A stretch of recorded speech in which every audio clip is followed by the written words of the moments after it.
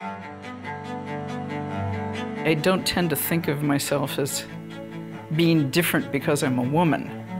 And growing up in that generation, I dealt with that all my life. I had experienced things that I wasn't allowed to do because I was female.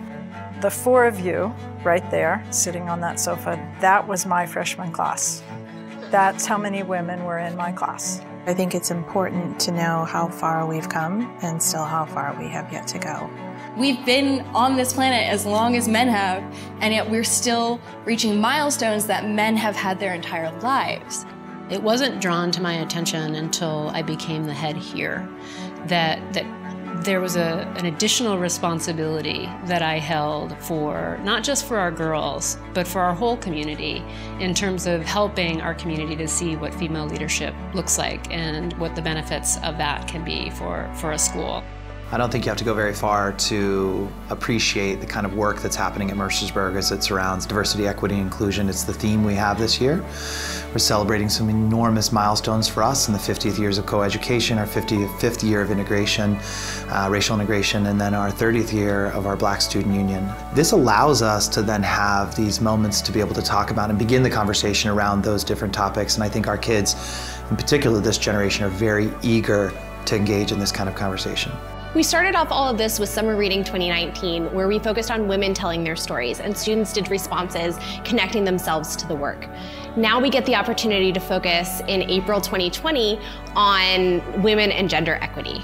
We'll have an entire day with workshops led by faculty, students, and alumni, talking about women and the importance of feminism and also how men can be involved in the feminist movement. One of the next steps is really kind of helping to prepare our young men to be not necessarily tolerant, but active advocates, and working to help them create space in moments and times and places that there may not be space for women to be seen as in positions of power or for them to be seen as natural leaders. I think in Mercersburg, we do have a lot of these conversations, and it's great to be able to support my female peers openly, courageously, and, you know, I'm a man, I'm a feminist, so what? It's a different world than it was in 1970. Being able to prove that we were just as smart and just as good is what I feel like we really brought.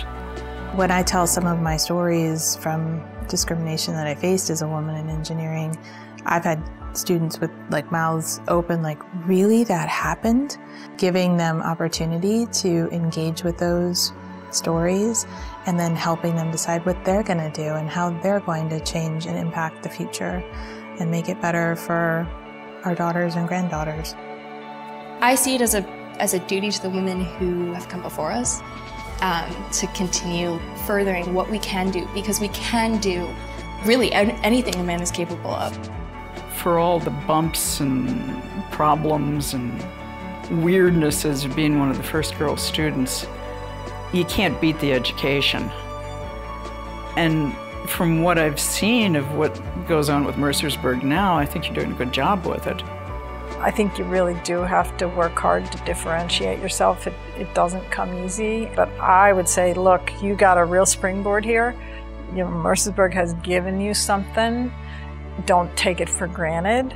I do think that Mercersburg is preparing its female students ready to step into leadership roles and fight for whatever they want in their lives in society. And we should dream big and fight for those causes.